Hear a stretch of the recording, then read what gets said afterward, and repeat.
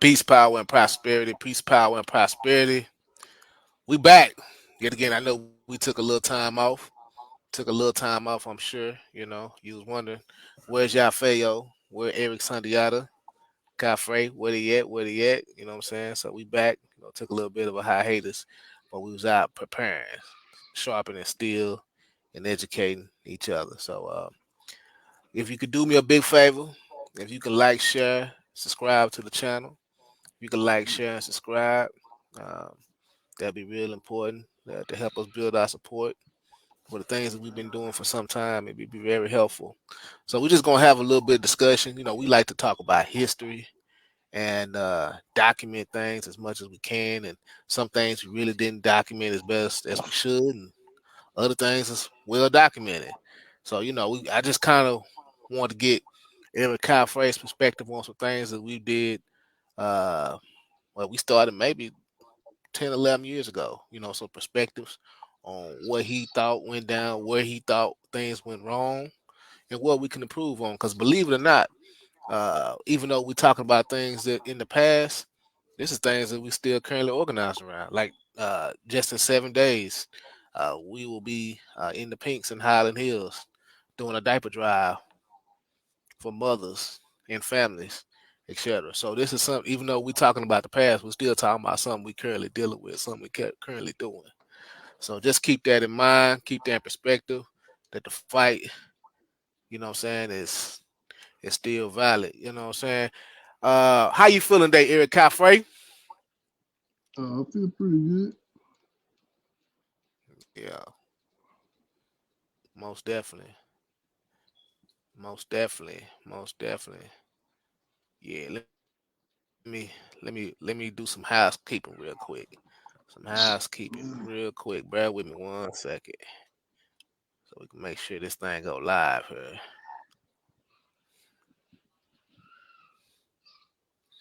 Yeah.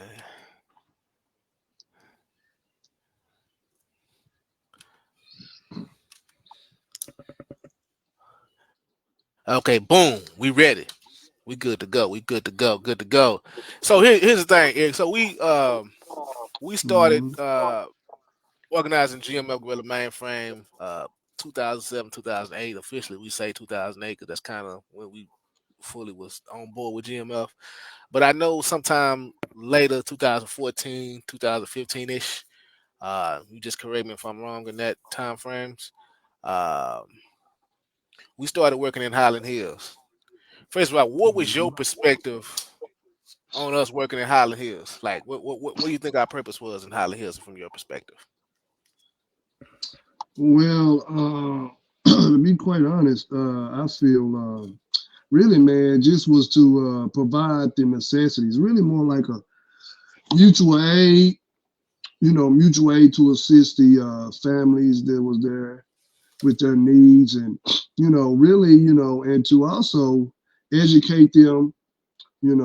Proper propaganda, along with serving the youth and the elders. In specific health education. Somewhat some of the stuff we did with the People's Lunch Counter program. Of course, the health education came slightly later, but it was still all included in that. Um, but I think it was just really a mutual aid program. Uh, in its basic form, primitive state, because we did a lot over there. But the thing is, with when you're dealing with apartment complexes, is that the people, the tenants, the people who inhabit the space is not going to be consistent for a long period of time anyway. So you got to serve those you can while they're there, and encourage them to do some of what we're doing and to support what we're doing ongoing even after they leave that area. You know what I'm saying? So it's not always consistent. Most of the time it's not consistent when you're dealing with apartment complexes as opposed to actual housing neighborhoods. But providing services and providing health education, that was important to me when Jackie and Tashira was doing the health education. Doing certain things and educating people on their health and actually following up with people. It wasn't just what we do events and people get their free haircuts and we provide backpacks and things of that nature. Jackie at the sheriff, was actually, calling and following up with elders in the community about their health who were interested in the preventative measures of health. And so that was a great thing. You talking about keeping the line and communication open between organizations and the people. And So so that was a big, deal for me. gotcha. So just so for folks that may not know, you're talking about Jackie and the sheriff and events that they organized and also participated in. Um, what you say they was dealing with health? What exactly were they doing, and what do they do? I guess what was their processes for us organized in Highland Hills? Yeah, well, one of them is a health about to be well. She is a health coach, right? Community health worker and a health coach. The other the other person is a naturopath health consultant. You know what I'm saying? So she deal with the natural state of health and its origins, the origins of preventative health care. You know what I'm saying? Not just from a herbal stance, but a holistic lifestyle. Deal with a holistic lifestyle, mind, body, and soul, all being into one and helping people get back to that balance, right? To keep their body balanced and not, let it be overwhelmed with, toxins and a whole bunch of processed foods, as well as other things, water, bad water as well from the environment.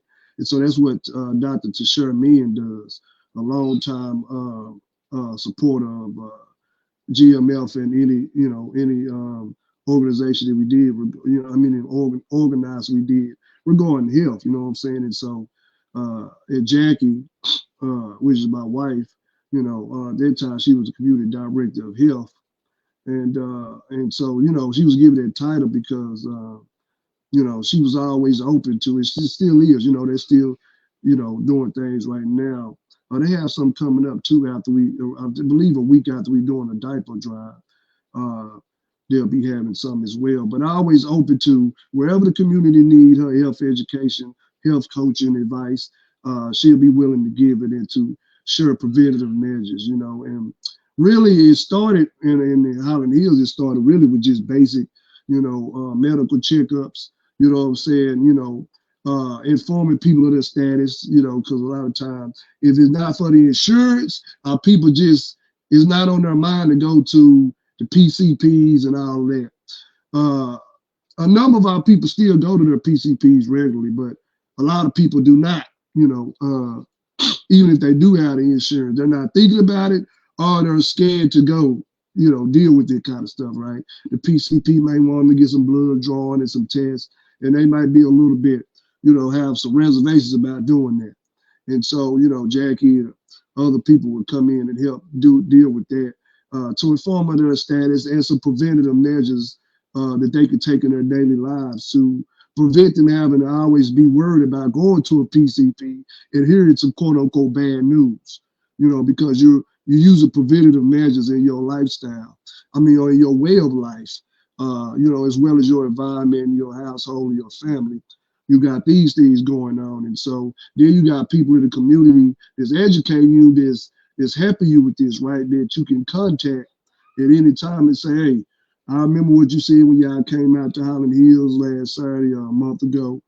What do you think about this? You know what I'm saying? My daughter's having problems, da da da da da. Or my mother, her doctor or PCP told her this. What do you think about that?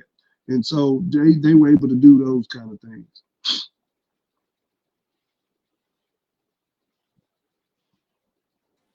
Gotcha. That's powerful. So Yeah. uh yeah, community programs sound like it was an essential thing. I think that was essential to what we were trying to do, Mm-hmm. versus kind of being a rap ride. And now I've mentioned this actually once or twice on a previous talk that I did myself, but it's always valid to get someone else its perspective. As I stated kind of offline, some may agree or disagree on how things went. And so, or may not even be aware. And so it's just good to kind of have a more natural response. And so, uh, talking with you about this is like more of a natural response because it was just kind of kind of thrown out to kind of see how you felt.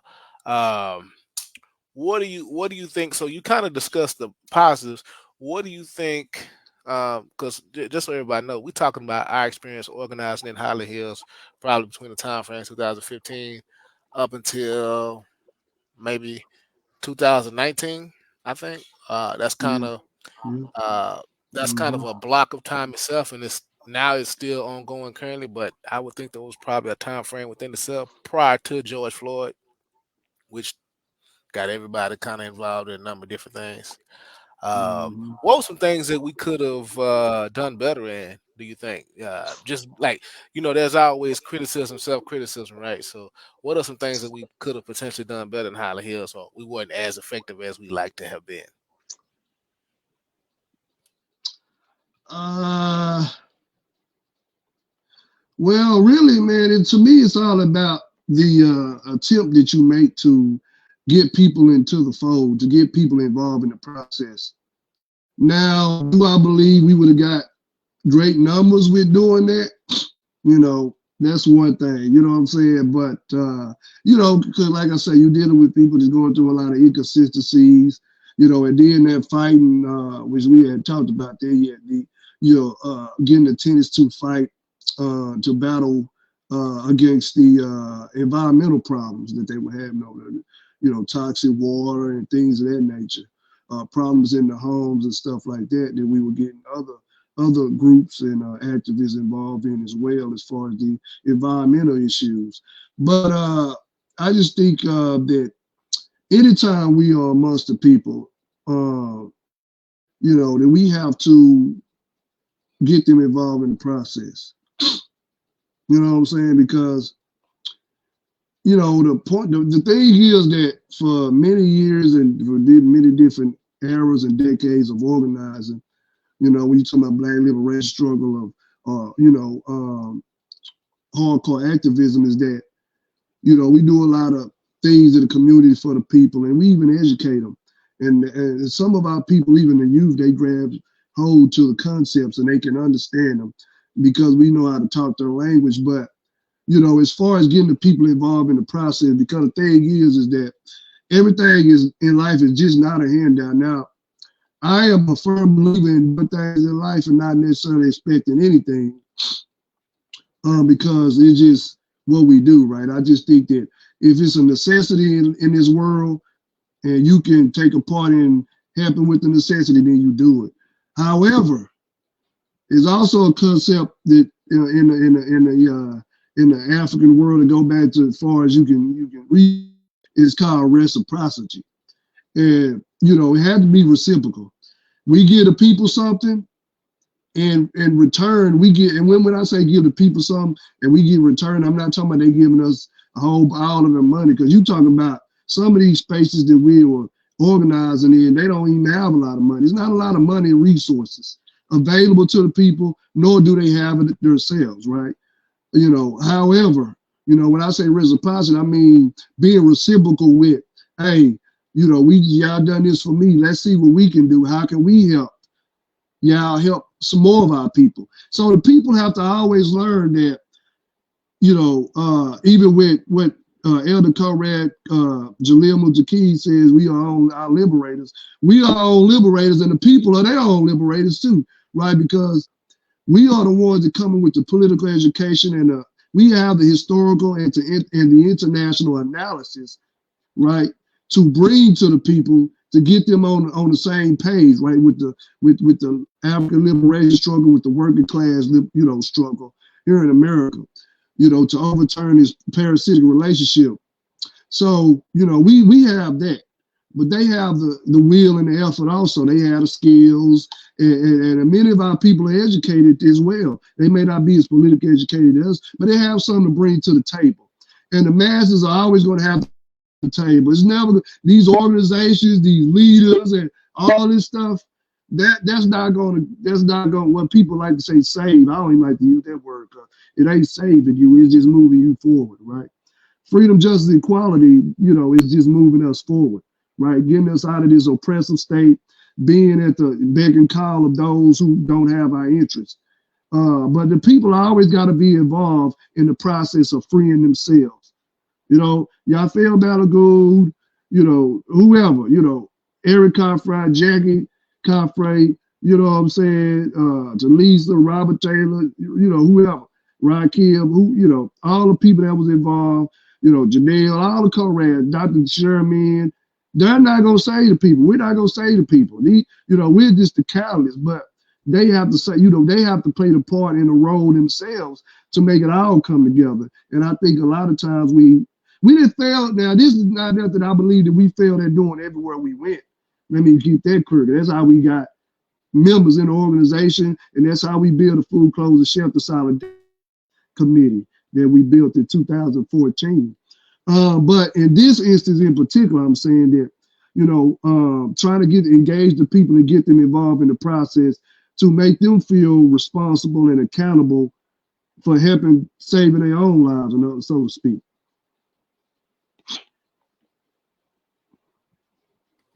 Right, right. Wow. Mm-hmm. Yep, yep, yep, yep, yep, yep.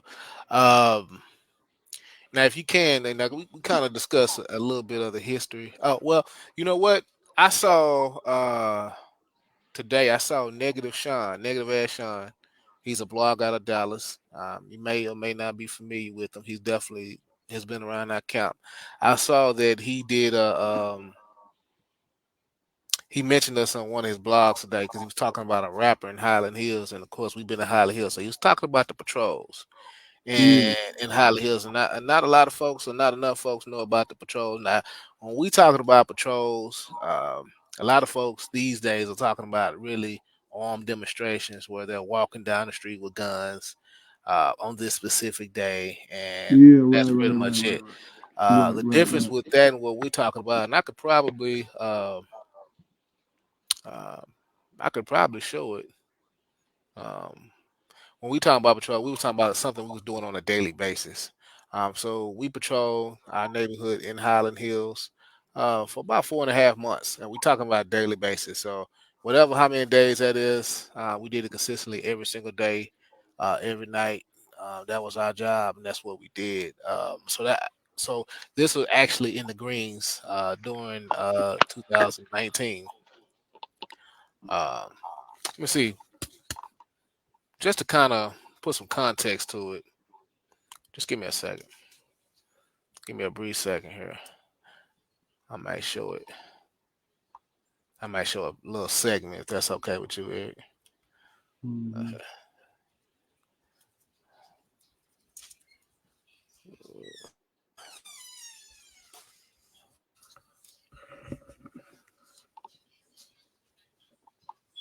Okay, there it is right there. Actually came up first. I'm a let me see what it said.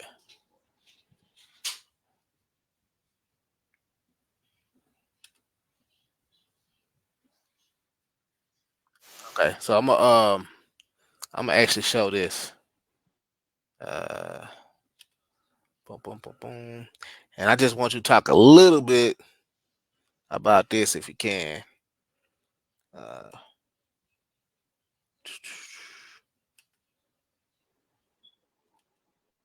let me see if I can find it. I'm gonna play like a minute of it.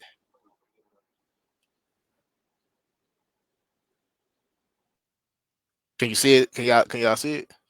Can you see it, Eric? Can you see it? Can you see it?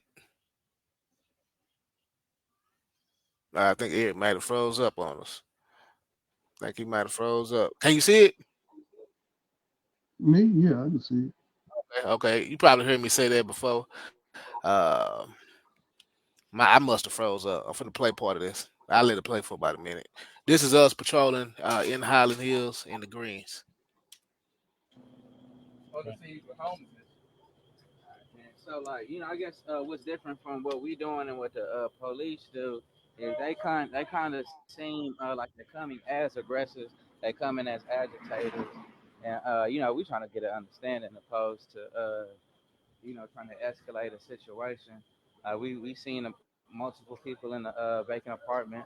We didn't shoot them. We didn't beat them up or anything like that. We just tried to get a better understanding of their situation. You feel me? And then also see how we could step in. Uh, I don't believe so.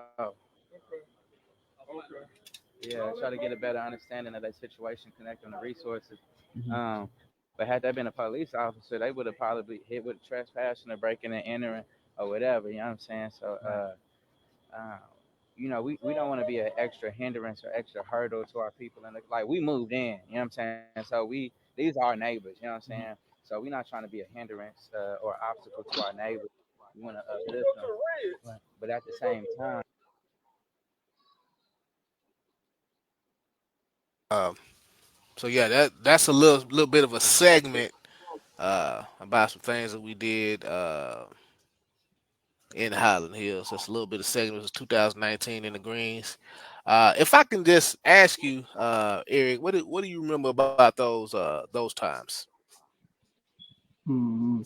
Those are later times. No, Yeah, yeah. that's later. That's later on. No, man. Which we didn't do health education over there. There was apartments that are right across the light, which is not too far. Just still the same neighborhood. Yeah, man. I just remember that. You had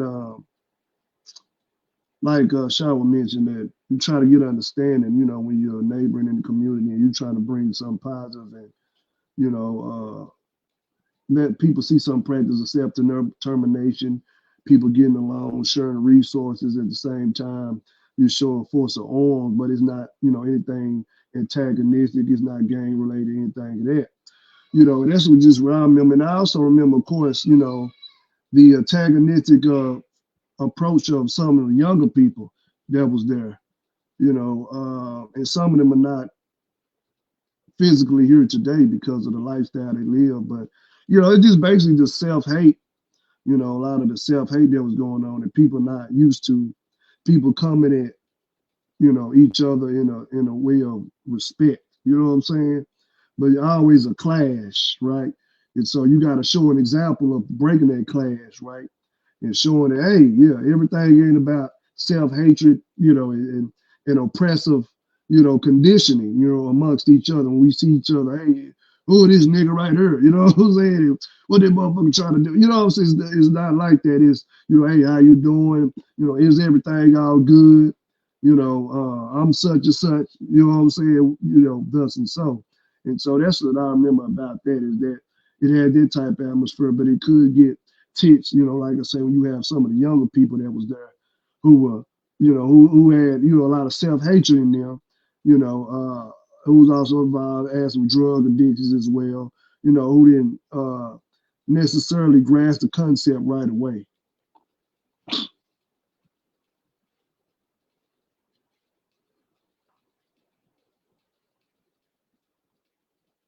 We can't hear you.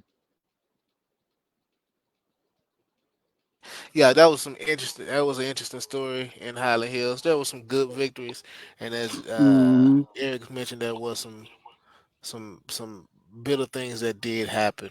But ultimately, what I take from it is more good than the bad, and the fact Yeah, yeah, that yeah. each and every one of us made it out, especially those of us that was there daily on a daily basis. Um, I still consider it to be a victory in a sense. We helped the community. We reduced some criminal activity, and I would be remiss if I didn't mention you know this sort of thing if we didn't talk about at least mention Fahim Jabari Minka. Um, Again, our efforts have always been to attempt to organize within Highland Hills, at least for some time, at least the past 10 years. Um, and myself and Eric have sort of been coordinating the movement to rename College Park, which is a park within Highland Hills, in honor of organizer Fahim Jabari Minka. Could you just talk a little bit about that if you could?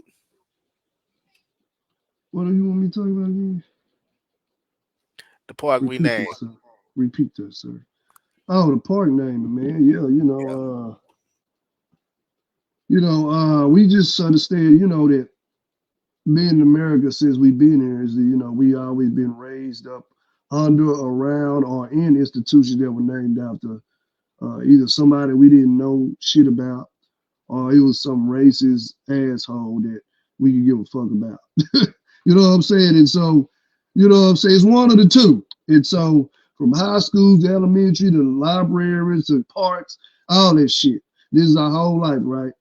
And every now and again, you get you get an 8-year old or 13-year old who may ask their parents, "Who is such and such, mama? Who is such and such, daddy?" They'll tell them, or they might not know. You know what I'm saying? And but we understand in this day and time, it's been a big push, over the last 7 or 8 years or so to, decrease the amount of racist monuments and institutions that are either seen or attended by African people, and even Latino people as well. The Latino working class, well, of the African working class, and so is and we're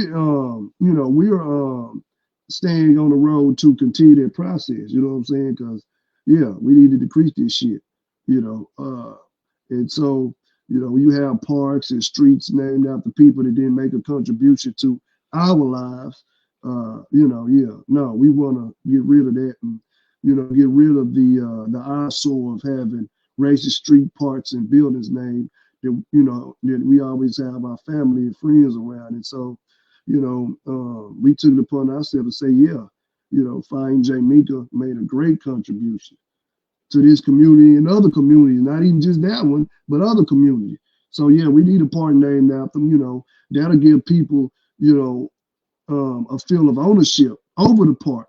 And this is what people have actually said to us, and that they would feel sense of ownership and pride that a park would be named after somebody that they looked up to and had respect for, and they would actually want to do some community projects in the park, something to give the park some character, right? To get the community involved in. These are the kind of things that this will do once this happen, right? But as it stands right now, just another party got another name that's not attached to anybody in the community itself.